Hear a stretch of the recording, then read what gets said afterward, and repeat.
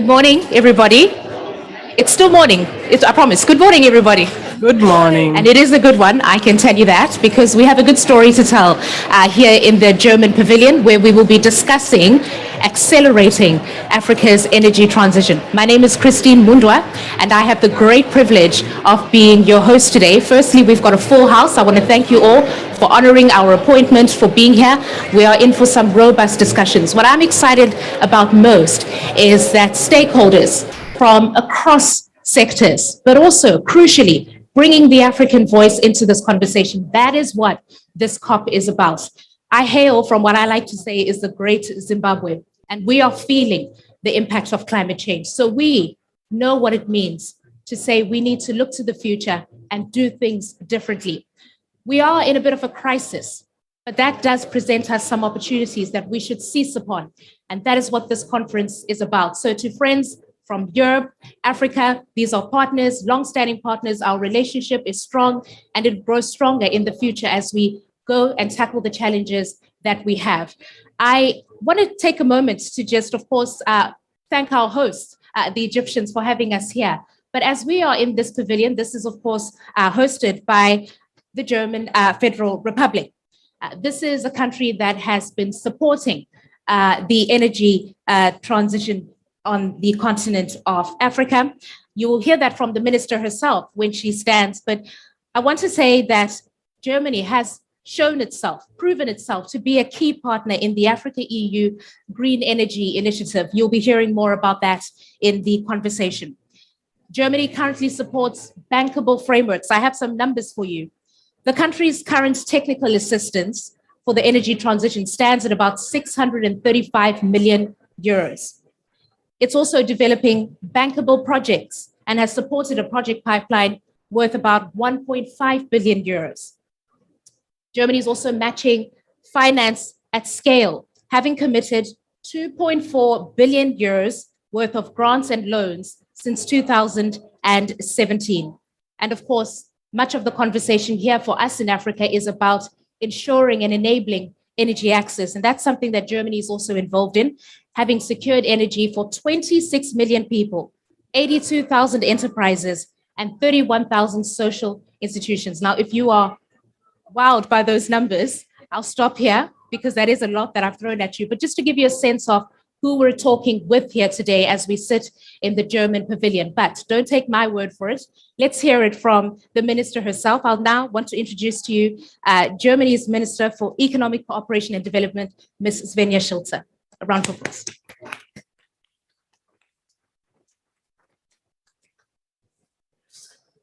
Excellencies, ladies and gentlemen, it's a pleasure to see you all here, and I'm really happy to start the discussion here. Seeing all our panelists, that's really great that here are so passionate people who work for the energy transition in Africa every day. So before we get in the main topic at hand, let me take this opportunity to say some words about a topic that is very dear to my heart, the empowerment of women.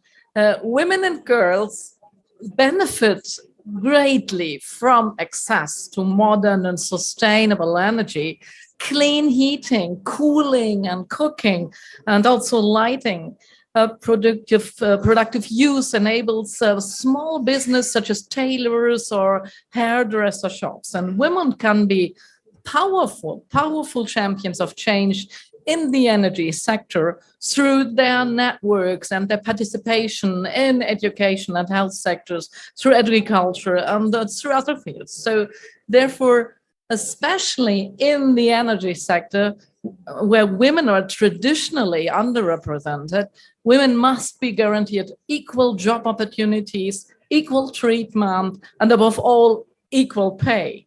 So the global community is facing several crises: the consequences of the COVID-19 pandemic, the effects of climate change, and the Russian war of aggression against Ukraine, and the ensuing energy crisis affected us all over the world. So the share of people suffering from hunger is projected to reach unprecedented proportions this year.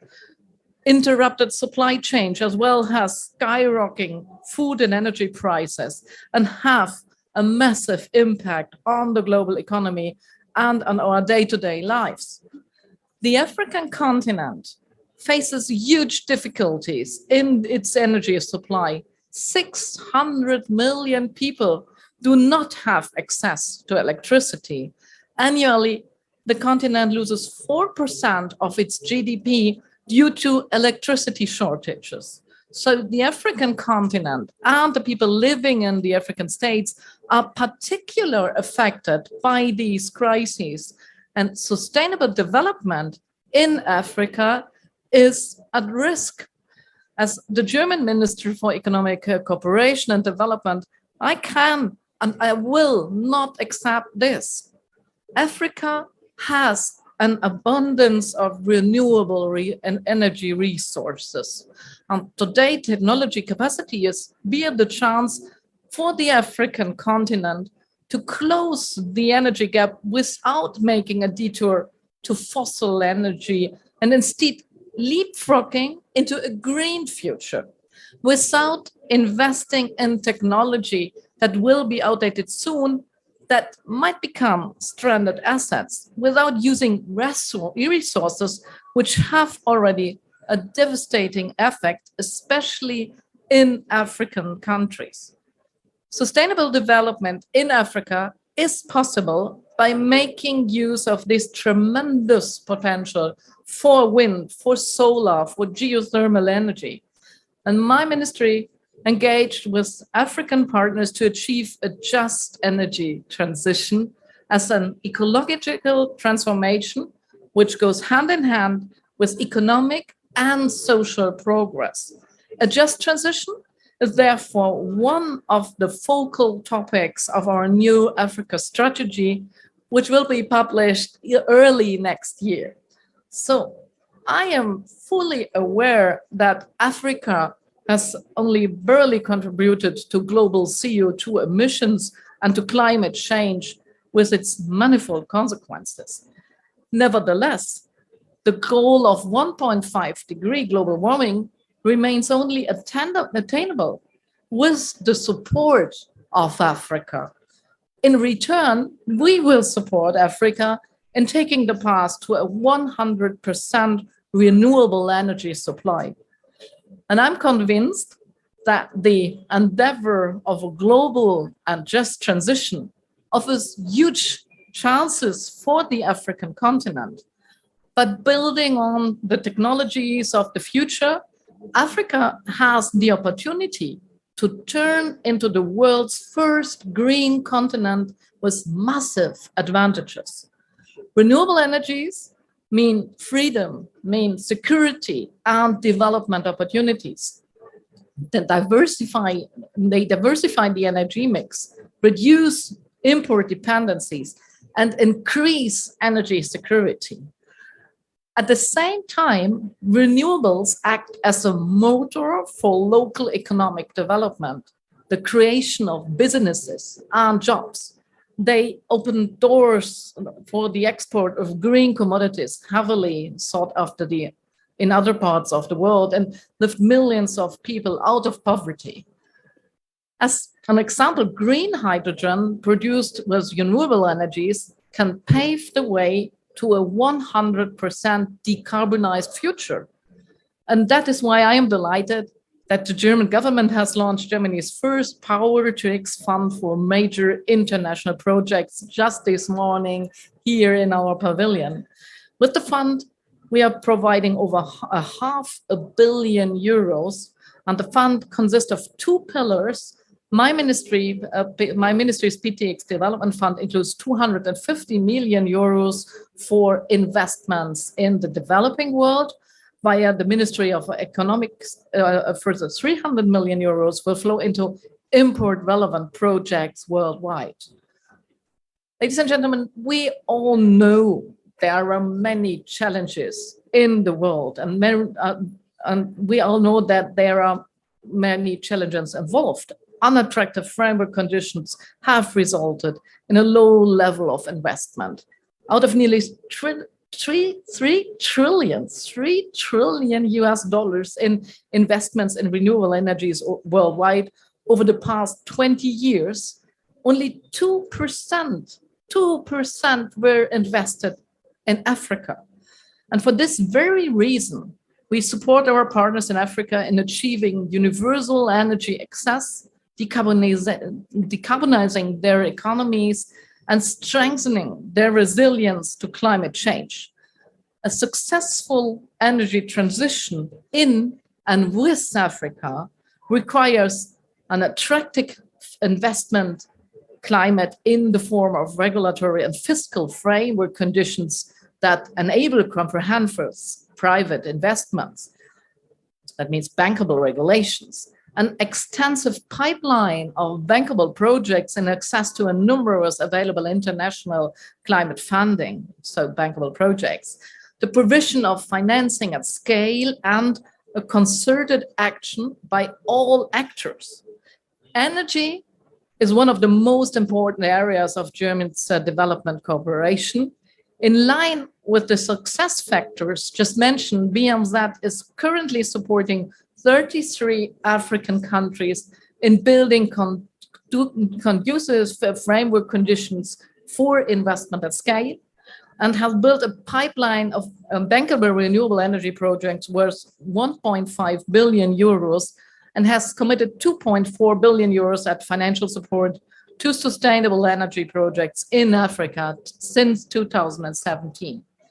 My ministry will continue to support its African partners in realizing the energy transition through a comprehensive bilateral, regional, and global portfolio, as well as multilateral instruments.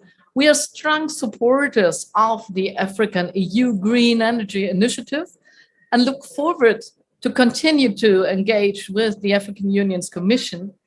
The African EU Energy Partnership can serve as a key pillar of a re-energized partnership between the two continents. And as a sign of our commitment to reinforce our contributions to a just energy transition in Africa, I would like to announce that Germany is committed to take a leading role in the African EU Green Energy Initiative and has already substantially upscaled its contribution. Thank you. As a part of our G7 presidency, we have committed to establish global alliances that act as an incubator for finance to scale and to achieve tangible mitigation actions. The Just Energy Transition Partnership with South Africa is one example of such a multilateral alliance to accelerate the global phase out of coal and a just transition to renewable energy.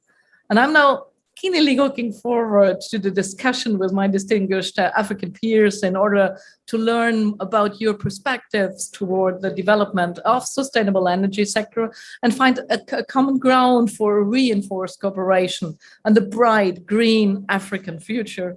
Germany and Europe stand with you. You never walk alone. Thank you. You may take your seat, Minister. Thank you very much for sort of laying the groundwork for the conversation that we're having now. I'm going to now take a moment to introduce our panelists to you. I'm really happy because just as the Minister was concluding her remarks, her counterpart or one of her former her colleagues in Nigeria is now able to join us. He was just wrapping up a session. This is the nature of things at a conference, is that many speakers are still involved in other engagements. So you can take your seat there, Minister, and I will introduce him. Thank you very much. Let's get right over the way. Some of our panelists are joining us virtually. I will also give them an introduction. I see them and you will get to see them in a moment as I introduce them. So by no order of protocol, ladies and gentlemen, please allow me to introduce our panelists. First and foremost, Ms. Irene Batebe. If you could please come forward, ma'am. Your seat is over here. She is the Permanent Secretary for the Ministry of Energy and Mineral Development in Uganda. Minister Mohammed Abdullahi. Minister. Oh, okay.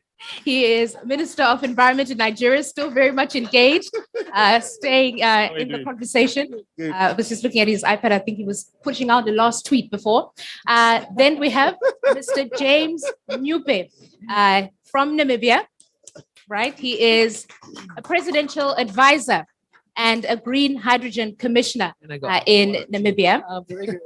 Now, one more seat there. We do have a guest who will be joining us later. That is the African Union's Commissioner for Energy and Infrastructure, Ms. Amani Abu Zaid. She will be joining us later. She's currently engaged in another session. But at this juncture, I'll now like to welcome the panelists who are joining us virtually. They represent civil society and the private sector respectively. They are Ms. Hafsat Abiola Costello. If you could wave because we can see you, Ms. Abiola, that's right. She is the president. You got an applause. I'm sure you heard it. The president of Women in Africa Initiative. This is a platform that is organizing Africa's leading women into a force for sustainable development. You'll hear a lot about not leaving anyone behind in this energy transition, and she'll be weighing in on that for us. And then we've got Catherine Adelman. Catherine, if you could also wave now, we can see you. Okay, fantastic. She is the general manager and the founder of Forcera Solar Systems. This is a German manufacturer of off-the-grid solar home systems. She will be giving us a private sector perspective. Let's get right underway. And I do want to start with you because you're closest to me, Ms. Irene Batebe. We have this double challenge in Africa, and you heard some of it from the minister. We have the biggest population of people in the world without access to electricity. So 80% of people who don't have electricity in the world live in Africa. That number is about 600 million. So there is a need to increase energy access. But we also want to avoid carbonizing our economies. So how do we tackle this double challenge? Getting this increased energy access to people who desperately need it. We heard about the GDP that we're losing out on, but also not carbonizing our economies as we do that. Thank you very much, and thank you for having me on this panel. I will start by painting a picture of Uganda's energy sector for you to appreciate the challenge at hand. You have a country with a kilowatt per capita of 215, compared to an average on the continent of 500 kilowatt hour per capita and a global average of about 3,000 kilowatt hour per capita. So the question starts, how do you move this country from 215 kilowatt hour per capita to, first of all, the African average and later on the global average? So as a country, we have undertaken our national electrification strategy. And just for the transmission, distribution, and last mile connection, we need about $5 billion in terms of investment to be able to achieve our universal access targets. So for us to do that, the issue of financing then becomes very critical. Right. So how do we ensure we achieve our universal access targets while ensuring we are taking care of the climate and environment? So we believe that the issue of efficient technologies then becomes very critical, but also renewable energy technology deployment. We are seeing the cost of renewable energy technologies that are being deployed in Africa and Uganda specifically coming out 7 times more expensive than the average cost of renewable energy technologies in other countries. So how do we ensure the rest of the global world, specifically the least developed countries, are accessing these technologies at competitive costs and ability to ensure they are deployed to these populations? So there is an issue of technology. But critically also where we sit, we believe that we must invest today in all our available resources in order to harness and meet our energy demand, be it geothermal or solar. In Uganda, we are even blessed with quite some hydro, invest in all of that, but also oil and gas, because the way we are looking at our transition, You are dealing with a population that currently relies largely on biomass. Today in Uganda, 90% of Ugandans are using some form of biomass, and that is not efficient. So how do you move this population from this biomass utilization to the advanced renewable energy technologies? Okay, I want to stop you there because I think you've made the case. This is the representation from Uganda, and we've heard the challenges. Financing is an issue, these renewable technologies being very expensive, but again, having this need to increase energy access. Mr. Mnyupe, far out over there, you're not off the hook just because you're far away. What I'm hearing from Ms. Patebe here is what you're hearing from leaders across the continent, that we cannot get around not using fossil fuels, right? Is that the same view in Namibia, that it is impossible to avoid the use of fossil fuels in the short to medium term? Yeah, thanks a lot for having me, ma'am, and the German Pavilion for hosting us. Look, impossible is a very strong word. One also has to acknowledge that my job title is a green hydrogen commissioner, right? So, but at the same time, I also recognize that, of course, the transition has to be just. The underlying sources of carbon for many African countries are not just a source of energy, they're a source of wealth, and they're a source of potential for accelerated industrialization, right? But I do also have to admit that just as Europe is not equal, Poland is not anything like Germany, Uganda is not anything like Namibia, Namibia is not anything like South Africa. Of course, we have a lot in common, but things are a bit different. So in Namibia, we are not yet blessed with significant sources of carbon, right? So we don't have a lot of coal. There's some people exploring for oil. We'll see how that pans out. But we do have a very definitive level of world-class renewable energy resources. And so everyone has to play to their strengths, and we're trying to do that. Right. I think one of the things I would say to everyone, including my fellow African peers, but even our European partners, as quickly as we can, we need to move from aspiration and policy to bankable projects. Right. And a big part of that conversation will revolve around offtake, financing, and de-risking project development. And I think that's a big thing that we're focusing on in Namibia. And we're doing so, to be honest, with amazing partnerships from Germany. They gave us quite a bit of significant grant funding, actually 40 million euros to be exact. And we have to acknowledge that and think that BMBF actually gave us that funding. And we use that funding to start putting in place a strategy to get to a bankable project, which included securing offtakes and securing finance as well. Thank you so much for that. Minister Abdullahi, I want to bring you into the conversation now. You, of course, are speaking in the position of this. You are Africa's biggest economy, Nigeria, significant natural reserves in your country. You have just launched an energy plan that I'm hoping that you can tell us a little bit more about. But I have to be honest with you, from my perspective as a young African, and I'm hearing the conversation about the whole world going one direction, right?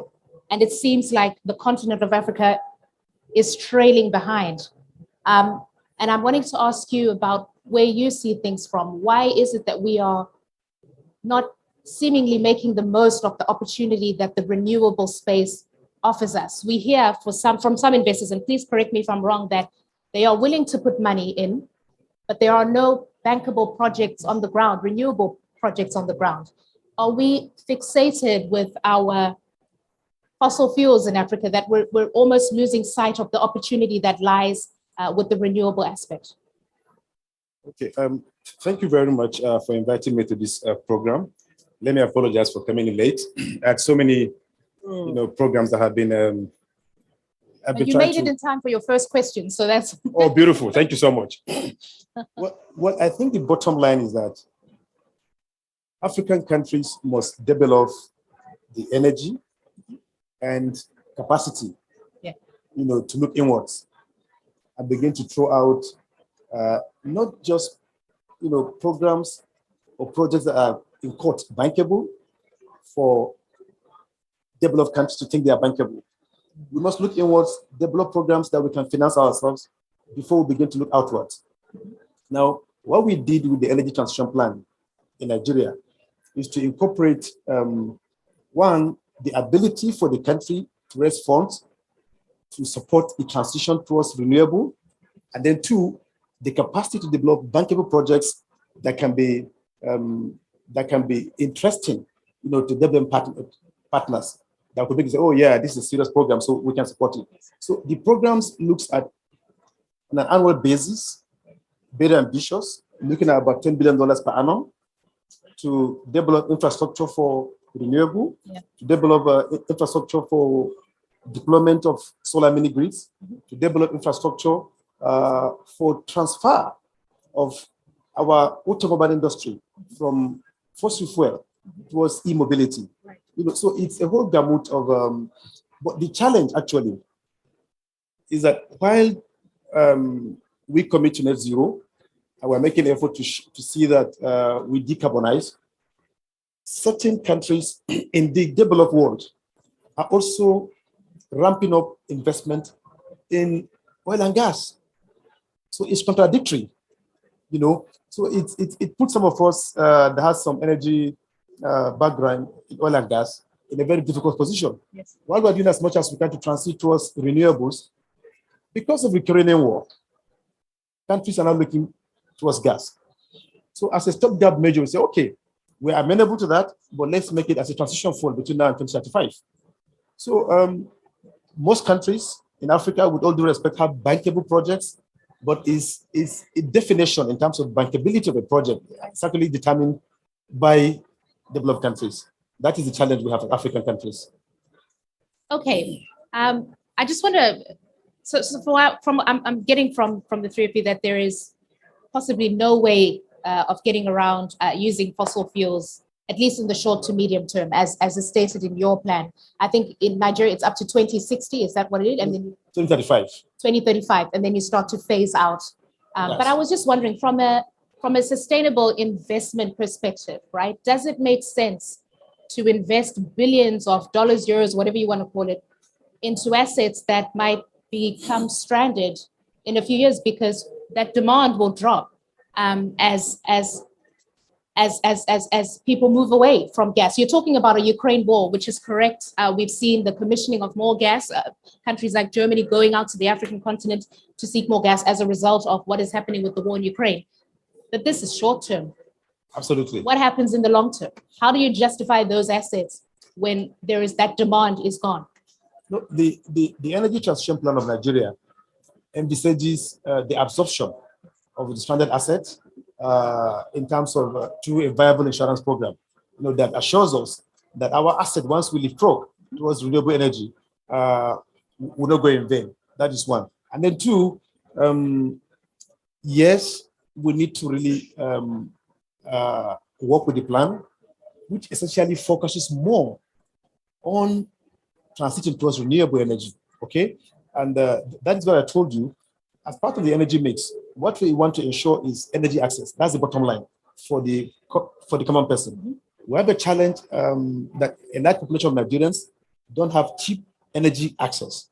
So the transition plan, energy transition plan envisages more towards solar mini grids that can be accessible to power communities, to power health centers, to power universities, and to power schools. Right. So we are transitioning towards that in a more sustainable way.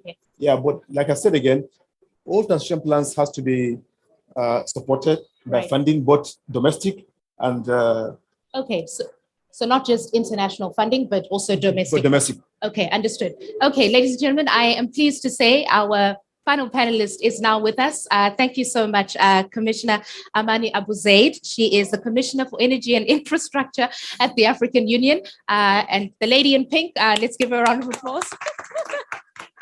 She is going to take her seat now. It's such a great pleasure to be meeting you in person. There have been so many conversations in the virtual realm that we've had, and I've really benefited from your insights. So it's really great to see you in person. Commissioner, I do want to put you on the spot because I know from experience that you are sharp and on the ball.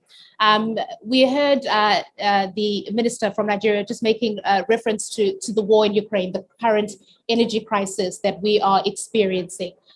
We're seeing energy prices rise. We're seeing the constraints in the supply. we are gathered here at this conversation to talk about accelerating the energy transition in Africa. And does this global energy crisis, is it a distraction, or is it perhaps an opportunity for accelerating the energy transition in Africa? First of all, allow me to express my apologies for everybody. Today is the Energy Day. All of us are solicited everywhere, so I'm doing my best to be everywhere. But I would like to particularly thank you for being in this fantastic panel. I see wonderful women in energy. Forgive me, gentlemen, but I see yeah, in energy. That is an important observation. And actually, each panel I have been today, the decision makers in energy who were there, the majority were women. It tells you something, right? That we're going in the right direction. So that's a very good sign. But also to welcome my brothers and sisters from the continent and Her Excellency, the Minister. Now, I understand, I mean, the geopolitical situation in Europe now has caused serious disruptions across the world. And I do understand, of course, the hardship and the difficult situation Europe is. But difficult as it is in Europe, it's even more difficult in Africa. And this is not sufficiently mentioned. This is not sufficiently mentioned. The war also has exposed all of us, including us in Africa, and things like food security. I mean, to wake up one day to find out that 80% of our food comes from one or two countries, or that we are so sensitive to prices of transport because of the energy, the high energy costs now and the scarcity of energy. These are revealing things that which we do have to take drastic measures, all of us without exception. So it's not surprising to see that the priority for any country now, sorry, for any country now in the world is energy security, and rightly so. For us in the continent, because again there is I don't know, there's a hobby in international media to only write the bad news about Africa. It became like a hobby or a tradition or something. This is what they like to say about Africa, always bad news. They don't see that Africa, the share of renewable in Africa's energy mix is the highest in the world. It's higher than the global average. It's higher than any other region. Definitely higher than Europe. Definitely higher than Japan. Definitely higher than the US, including his country, including mine. This has to be said. It has to be said that we do have 22 African countries that rely mainly on renewable energy, that we have several countries, more than 5 or 6, whose 95% at least of their energy comes from renewable resources. Sorry. We have to remember that. And we have to say these good stories about Africa when we talk about Africa. Having said that, it is not enough, and we have to move very fast. So we do have energy poverty on the continent. 600 million people, electricity, 900 million people for clean cooking. This has been compounded, of course, by the crisis of COVID first, because under COVID, 30% less investment in energy. And now with this crisis, imagine the pressure on our public budgets, imagine the pressure, not to mention that 2021 year, you know, when all the budget went to buy vaccines, billions of dollars went from Africa to buy vaccines. So remember these things. And despite the severity of several crises on a row in 3 years, Africa is still standing and is still giving the example of responsibility towards climate. We never shifted away from our climate responsibilities together with our development responsibilities. Say these things about Africa and repeat them to everybody to know. We never shifted from our responsibilities. Now, what Africa has done, not only that, in a matter of few months, we have 6, almost 8 African countries who have started producing green hydrogen. We have 4 African countries that have are about to start producing sustainable aviation fuel. We are mobilizing funds as we speak to increase the share of renewables in our energy mix. And last year we launched under the African Union, the African single electricity market, to make sure that the whole Africa is secure in terms of energy, is complementary in terms of energy, is integrated in terms of energy, and to be operational in 2040. We have a fantastic story to tell in Africa, and we are not at all distracted by any crisis, no matter how severe it is. We are more than anybody else on track, and we are focused on access. We are focused on development, and by doing so, we are doing that even in line with the climate agenda, with the net zero purposes, and we are really setting the example for the whole world. Thank you. Thank you, Commissioner. Okay, so we've sort of dealt with the aspect of this double challenge that we have in Africa, our need to get energy access to the 600 million plus people, but also to try and avoid decarbonizing. And what I've heard from the panelists, the stakeholders from Africa, is to say that in the short term, it does appear that we will be making use of the fossil fuels with the intent of gradually phasing them out. But I don't want us to be stuck on that point, because we do agree, and as we've just heard from the Commissioner, we are a continent, Africa that is moving in the right direction in terms of we see the renewables, and that is what we're going for. And I won't repeat what the Commissioner has said now. But one of the things that came up in the conversation is we're talking about what is bankable in terms of regulation, what is bankable in terms of projects. We also want to talk about appropriate financing. Minister Schulte, these are what you said are the three successes that are needed for a just energy transition. So within this context, how do we accelerate a climate-friendly energy transition in Africa? Perhaps I'd have you share an example, Minister Schulte. What exactly does that look like to you as a partner? Do you have an example for us from a BMZ perspective, from your Ministry of Economic and Development Cooperation? First of all, I think everybody is now convinced that the African continent is able to be the first green continent and is able to reach 100% renewable energies. There are powerful people like the Commissioner who drive that forward, and they are able to do so. What is needed now is more help to be faster. The potential is there, the people are there, the knowledge is there. What we need is more money to drive forward that faster. And that is one thing that is also a responsibility for the ones who caused the problems, the industrialized countries. So I'm really happy that here on this COP, this is the first time that we discuss about loss and damage in the normal program here. It is time of our agenda, and that is important. And what we need is a joint effort on that. We do that in Europe. I think it is important to bring together more money than Germany can deliver.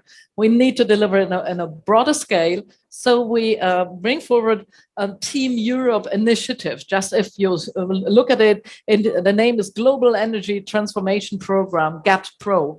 And with this GATT-Pro initiative, we bring forward 40 political transformation processes. We have a bankable investment projects with 1.5 billion euros, but it's not enough. So we decided in Germany to double our contribution so that this initiative can mobilize more money, and we will mobilize another 1.7 billion euros. And I'm really happy to announce that here today to bring forward renewable energies in that way. Thank you so much. Catherine, if I may. Catherine, I'm coming to you next, so just be on standby. Yes, Commissioner. Maybe to bring it. Just if we can just stop using the term bankable projects. I'm not buying that one. Energy security is a must. Access to universal electricity is a must. And it is also the duty of every government in Africa and outside Africa. What we need is impactful projects, no matter what they are. Yeah. And they only mention bankable projects when they talk about Africa. No one is talking about bankable projects in Europe. So please stop using this term. We need energy, period. Okay. Correct. It was about Minister, access. Yeah. You wanted to. Yes, just want to add because our Ugandan colleague is here. We have projects already in Uganda that we bring forward now. We have projects in Nigeria, and we're very open to bring forward other projects. So get in contact with us. There is now more money than before. We need to drive that forward. The potential is there. Yeah, and this is a conversation between partners. It's frank, and this is why we've brought all these stakeholders together. This is the point, because we need to understand each other's perspectives, and I'm thankful to the articulation of that. Catherine, I did say I'm coming to you next. I do want to get a private sector perspective in this. Right in the beginning, we heard from Ms. Irene here that some of the technologies are sometimes very expensive for the African continent. Now, SMEs, small medium enterprises, similar to yours that you're operating, are very much key in terms of decentralizing, if we can call it that, the renewable energy access in Africa. Can you just talk to us a little bit about your involvement on the continent and what you're experiencing? What barriers would you say are there that our panelists here could hear from you, that they could potentially help from a policy perspective to help you scale up your investments? Sure. Thank you very much. Maybe let me explain you a little bit what we're doing, because our approach is quite different about what we have discussed so far. So Fosera is a manufacturer of small solar home systems designed for rural first-time electrification for regions totally off the grid. So we as a German company work in the various countries with local partners who do then the last mile distribution and the service of our systems. Our systems in generally range from 6 to 150 watt. So they're really very small. You can imagine the panel to be roughly A4 sized. And our systems give power for lights, phone charging, and the bigger ones as well, something like TV or a laptop. Nearly all our systems are meanwhile sold via pay-as-you-go, which is a microcredit, which allows the end users to pay the systems off within small installments, and he doesn't have to come up with any large upfront payment. The system automatically switches off once the customer stops paying, so there's also some kind of theft protection included. The installments which our customers are making are in general way lower than what they have paid before for kerosene, candles, and rice cell batteries. Access to electricity, as we already discussed, it is like really key for achieving so many sustainable development goals. And the total market for those small energy kits, as Fosera is doing them, is estimated at the moment to be roughly 10 million systems per annum.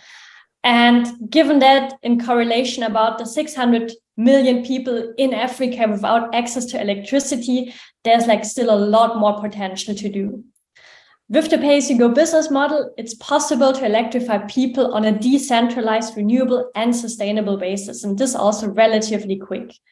There's still some areas which will require subsidy, but the majority of the people we can also reach on a for-profit basis. And you've been asking me now, what would be needed to scale up investment quicker? I think, first of all, it needs a very clear commitment and an established legal framework to also give access for decentralized solutions. In quite a few countries, it's not clear yet if electricity can be also sold by private companies or if this has to come over the utilities, for example. Some other countries also have given very good regulations, for example, duty and tax exemptions on solar systems. And the second point is, again, access to financing. Since our systems are sold preliminary with microcredits, there's a high demand of the ZAM-friend finance barrier. The money is not needed as subsidy, but as repayable debt to overcome this initial affordability barrier. Projects like Get Invest, as we have it here in the European Union, are extremely helpful to link small and medium-sized companies like ours to possible financiers. But it also needs affordable financing vehicles which are designed for decentralized solutions, ideally also in local currency with low interest rates. Thank you so much for that. And I do want to come back to you, Ms. Batebe. What do you make of what you're hearing from private sector, essentially? And Minister, I do want to get your comment as well on that.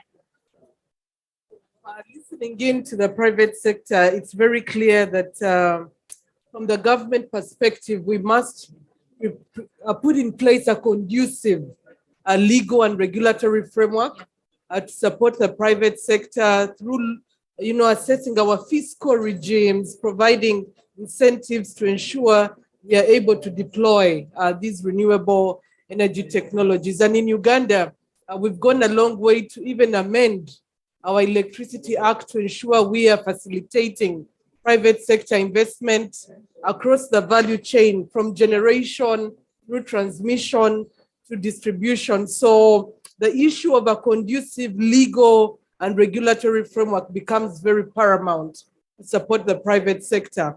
But also listening in the issue of the supply chain, strengthening the existing supply chain, but also strengthening local capacity, building our in-country capacity to be able to provide the renewable energy solutions across the value chain is coming out very critically, and they're putting a framework to support that. Right. Minister Abdullahi? Okay, let me just be specific and give you a simple example. What we did in terms of deregulation of the energy sector. Yes.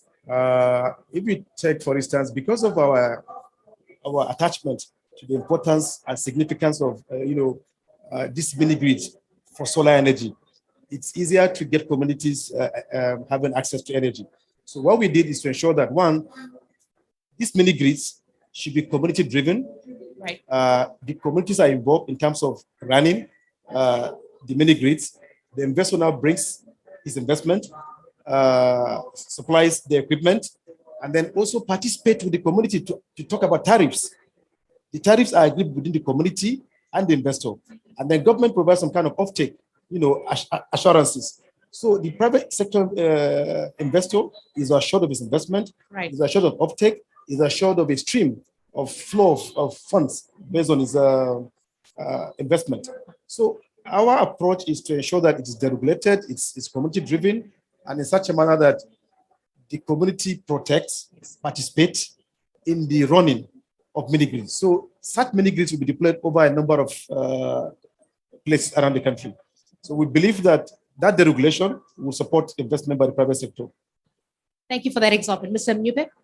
I thought the intervention from our SME there was fantastic. And if you're a small country like Namibia, decarbonizing your own grid and your own nation is but a small part of the bigger picture.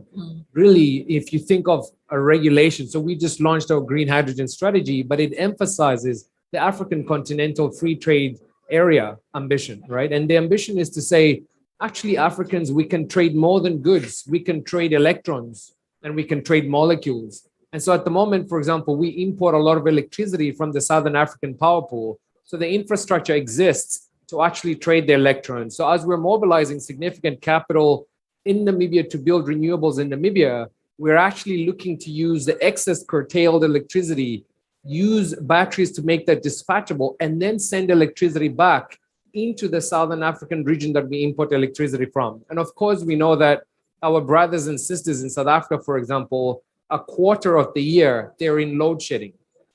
And we are importing electricity from them. So a scenario where we're sending clean, cheaper electricity into South Africa helps their economic acceleration, but ours as well. Because soon we then start attracting very energy-intensive industries, smelters, etc., into Namibia that previously couldn't be there because we were an energy insecure nation. So I think the renewables agenda, especially once you start mixing it with synthetic fuels production, provides for us anyway a once-in-a-lifetime industrialization opportunity, and one that I think we should all be looking to grab as aggressively as we can, but also together, working regionally and of course working internationally as well. And you're now making things sound very, very good. And that's where my journalist cap comes on, and I become a bit of a skeptic because it all sounds good and well, right, in terms of the opportunities that are presented to us. But we cannot leave anyone behind in this. And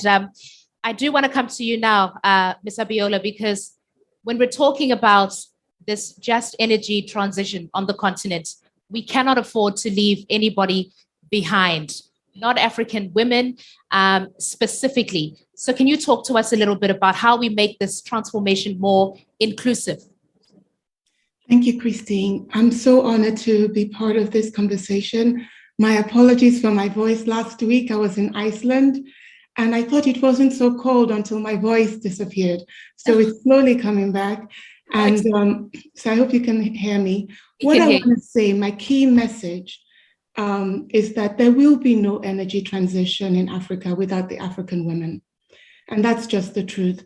African women lead the world. They lead the world of women in being entrepreneurs. 1 in 4 sub-Saharan African women starts a business. This is compared to 17% in Latin America and 6% in the Middle East. So you can see the dynamism of the African woman by and large. But we also lead the world in the rate at which our businesses fail, because you cannot entrepreneur your way out of lack of infrastructure. Some basic infrastructure needs to be available. And primarily, nothing can happen on the continent of Africa in terms of transformation without energy, which is why I'm so glad to have been listening to the Honorable Minister from the Federal Republic and Federal Ministry in Germany, but also to the African Union and also to my own minister from Nigeria and from Namibia and Uganda. Women in Africa, the organization I represent as president, has about 25,000 women entrepreneurs across Africa in every single African country. At this point, through support from Coca-Cola Foundation and Africa Development Bank, in 14 of these countries, Egypt included, Algeria, South Africa, Kenya, Nigeria, Cote d'Ivoire, and the 4 Congo, Gabon, the 4 Francophone countries in Central Africa, we're able to support African women entrepreneurs working on sustainability. We're able to offer them training. We're able to offer them coaching by Deloitte and KPMG. We're able to offer them access to financing. Honorable Minister from Germany, you'll be happy to know that I was visiting your office in Brussels, the Get Pro office that you mentioned, and I met with Michael Franz and his whole team. They were so excited to know about our association, about the women who are doing building incredibly important businesses, creating jobs across Africa. And they were telling us the very transparent systems they have in place so that our women can apply for funding. And they said to me, yes, there's a limit. If you're asking for below 100,000, we can't really help you. Then they looked at me and said, but we can still help you. They said, even if your women entrepreneurs are not at that limit, we can still do something, still get them on board. Let's work with them. Let us do something strategically to focus on them. This is the spirit we need. I think the Honorable Commissioner from the African Union is right, that Africans, we're just so tired of words. But that's why I agreed to be on this panel, because I know that if there's any place where they look for action and not words, it's with the German government. I've been working with them for 11 years when I was special advisor responsible for Millennium Development Goals in one of the states in Nigeria, Ogun State. And I saw the dedication. I saw the way that they work with communities. They would go to villages, they would go everywhere, they would do all the research, they put everything in. So I know you're already working in 33 countries, you mentioned in Africa, but we have 54 countries. So you need to ramp up by another 21 countries. You need to also ramp up. Yes, you're already looking for more money. We want the money. We wanted it yesterday. So, but what you can be sure of is that the African women are on board, even ahead of you, preparing the way, making, as you say, bankable. We're working to train these women to be more confident, because many times they have bankable projects, but they just lack confidence because of the culture and the history. We're working to make sure that they can meet you halfway. So just keep doing what you're doing, but do more of it. And we should be able to have the good news to share with the whole world, and I think in a few years. Fantastic. Thanks so much for that, Ms. Abiola. I do see some hands on the floor. Ladies and gentlemen, we have a timing constraint here. And so we're not actually able to take questions and answers. You've seen the motion on the panel. If the lady in red goes, we have problems. So I have to exhaust our time while she's still here. We can't leave anyone behind. And Ms. Abiola, who, when we talk about an energy transition, that sounds like a threat. They don't see opportunities, they see loss of livelihoods. We've got people who are coal miners, and it's actually interesting because I happen to know, Minister Schulze, that you come from Germany's power state, if we will. You've witnessed what that transition does when you say we're making an energy transition. But what does that mean to you, Minister Abdullahi, when we say we're not leaving anyone behind? The clock's running down. I have 1 minute for each of you. The ETP in Nigeria, it's very gender friendly. It recognizes the role of women in terms of the value chain of the approach to renewables. Yeah. And we're being supported incidentally by GIZ, in that process in Nigeria. Yes. And of course, AFD as well. So Europe is buying into our program as we are. So women will not be left behind. Right. Certainly. Nobody gets left behind. If you could speak to Mr. Mube, international cooperation, right? We've heard it from Mr. Abiola, but how important is that now that we cooperate as partners, Europeans and Africans and so forth? It's critical. We can't do this alone. And when we say international, we don't just mean Africa and Europe, we mean Africa and Africa. Namibia needs to talk to Botswana, Ghana needs to talk to Nigeria, Mauritania needs to work with Morocco, and Egypt pretty much needs to work with the world. The Suez Canal needs to transport everyone. So I think that the cooperation is critical, and not just for the sake of policy or standard setting or rhetoric, but actually to get buyers, because some countries will make the product and other countries will need to buy them.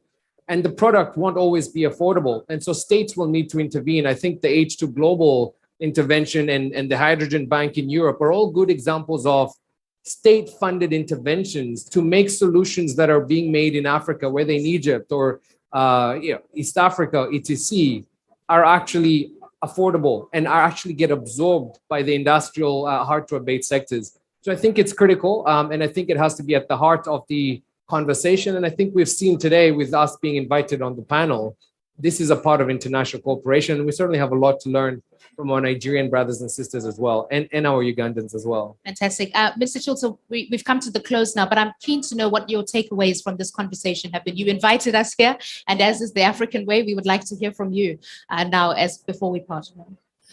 First of all, I would like to say thank you, because it is so important that we listen to each other, that we hear what our partners are saying. And I'm really convinced that in a way where we go together to accelerate renewable energies, that is a way that makes us very fast and successful. And we see about all the problems we have. I don't like the word bankable too, but getting money for something, that is really a problem.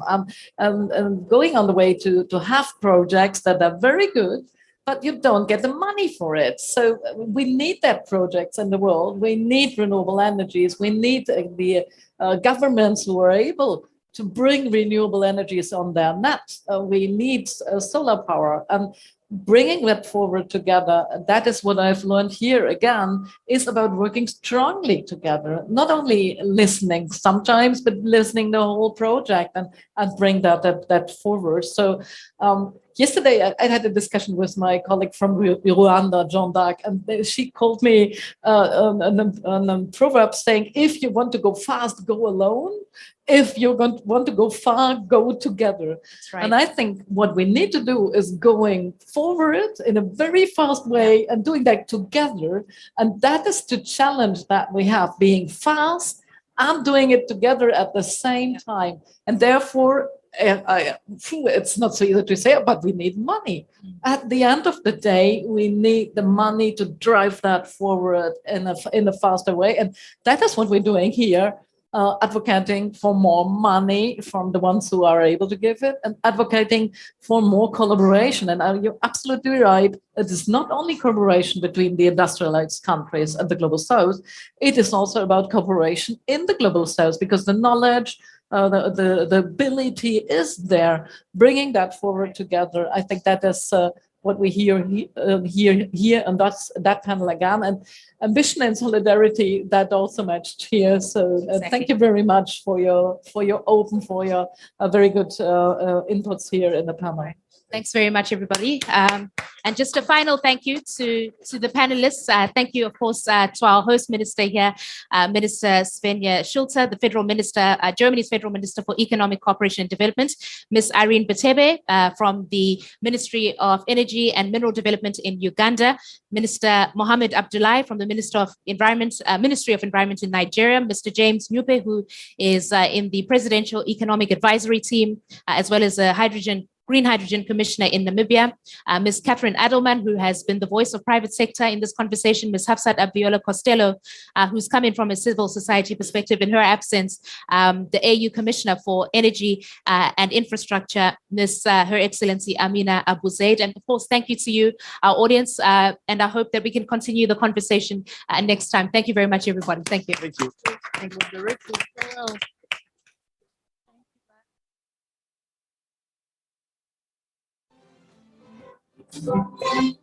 you.